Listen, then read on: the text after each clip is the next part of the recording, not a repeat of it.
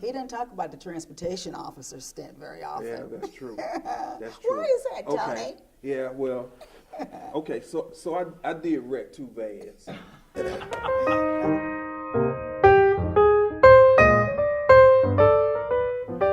You've both been here for about 30 years, and Johnson County has been on the cutting edge in the corrections field for quite some time now. What has been your greatest accomplishment? What are you most proud of during your time here?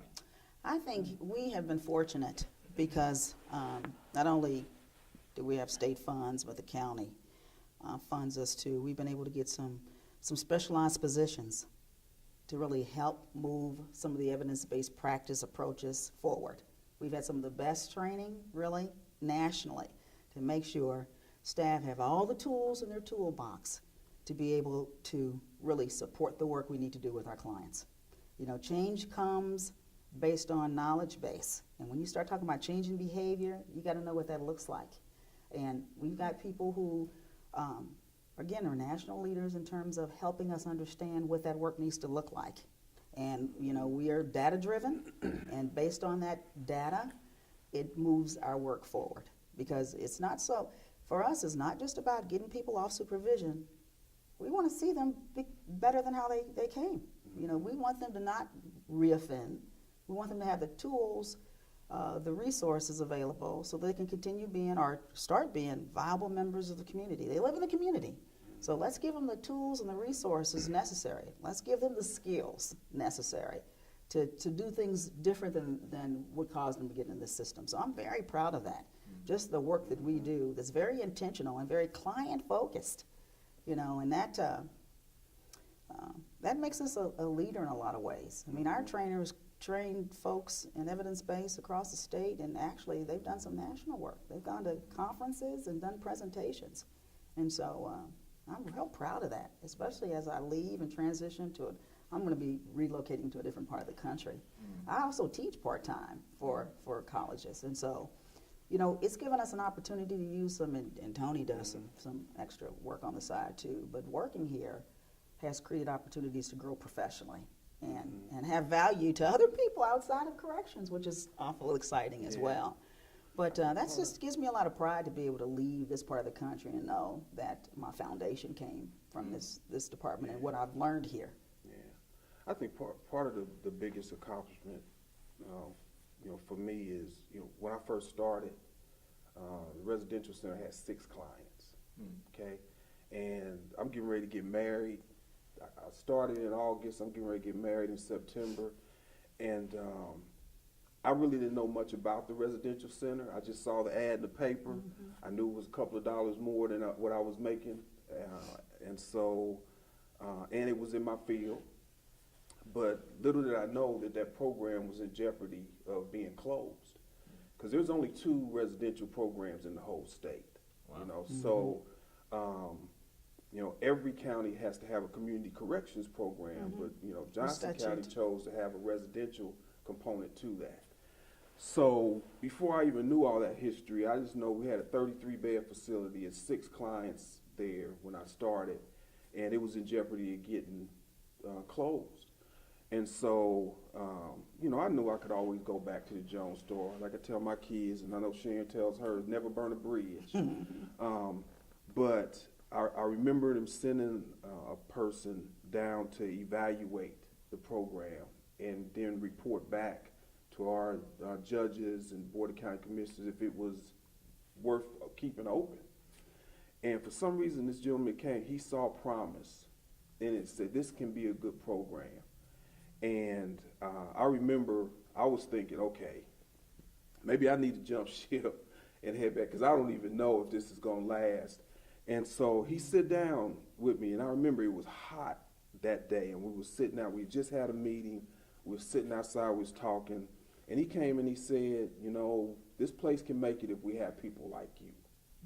That's the only reason I stayed. And he ended up, he became the director of our department. But he saw promise in it. And so, you know, now you look at us, you know, we got a capacity of 398. You know, we got intensive supervision program that people across the state look at as far as how we do our business and how we conduct things. And, you know, you look at our juvenile division and how, you know, it has, you know, just jumped to the forefront to say, you know, youth don't have to be locked up. If we got things available for them in the community, but if they do have to be locked up, what can we do different than anybody else does? You know, painting the environment to make it more conducive for a youth that's incarcerated. I mean, who thinks about that kind of stuff? Yeah. And so, you know, I think part of the biggest accomplishment for me is just going through those stages, but we've never had that mindset of, well, we're doing it good, we don't need to change. Because it's been constant change. Oh, yeah, I mean, absolutely. I can't even think of how many sheriffs we've gone through during the course of our time, county commissioners. It's always based on good outcomes. Yeah, exactly. You know, what's the evidence says? We want to be at the forefront of what's best practice look like in every area of our operations. And you know, and it hadn't always been good times. I mean, right. you know, we've been through struggles as a department, and when you grow, those type of things happen.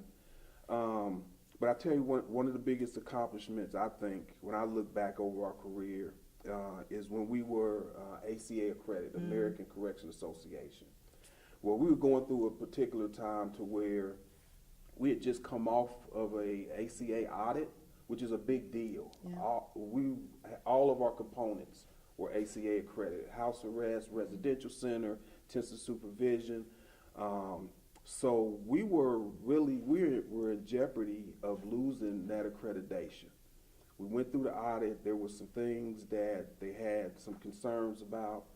So during the ACA conference is when they confirmed that you get your accreditation. And so they asked us, we had to go before a review panel to go over some of the things that they had concerns about. So at that time, I was I interim director? I think you were. I think I was interim director for all of adult services. And so, we took a team down there. And so before I took the whole team, you know, to this review hearing. And so before we went in, Sharon said, I think we need to have prayer. We got a prayer. So we all held hands right there in that lobby. We did. And we prayed, and we went in. After that review hearing, those folks that was in charge of the review hearing said, I have no doubt that this program is worth accreditation. Said the way you answered our questions, I mean, we had our stuff organized. Laid out. We were scared to death, though, Keith. I don't think we weren't. But I tell you what, that's just that's just been the beauty of working here. Yeah. You know, even when times are tough, we pull come together like a family. We do what we need to do, and you know. I know. 28, 31 years later, you know, here we are talking about. I know. You'll have me balling in a second. Don't get us to start balling here. I know. I tell you, it's a lot. It's been a good run. It's been a good run. You know, you talk to my wife and she'll tell you, this is the one man that he'll tell you he loves his job. You know, so you don't hear that very often. You know, I don't know. It's who we are, it's not what we do. Exactly. And even though we're retiring, we're still staying real relevant. You know, we're still doing the work. We've been good role models to our staff and to our families. I hope so. Our kids wouldn't dream of walking around like they didn't have a job. They wouldn't dream of doing that. Yeah. So. Yeah. But it has provided opportunity. Yeah, it has. So it's been a wonderful place to work. Yeah. And to grow. It's just, you know, I think for both me and Sharon, it's a new chapter. It is. We're nervous. I know I'm nervous. Yeah. You know, 30 years, 28 years, it's like, wow, what do we do? We're grown up now, what do we do? Yeah. But it'll be good. Yeah. I promised my husband I wouldn't go out and get another job for at least a few months. He Right. figured that'd be about all he can tolerate me, driving him crazy. So I promised, and then I'll do a few things and spend more time with folks, my parents who are older people, and do some reading, things like that. But stay connected, connected to our staff. Definitely. You know, that's been another thing that I've appreciated, really mentoring the supervisors under me, you know, doing that, really watching them develop and grow and making decisions, being very autonomous and not being afraid to make a decision, understanding that, you know, not being the best choice sometimes is how you learn and grow, but it's okay.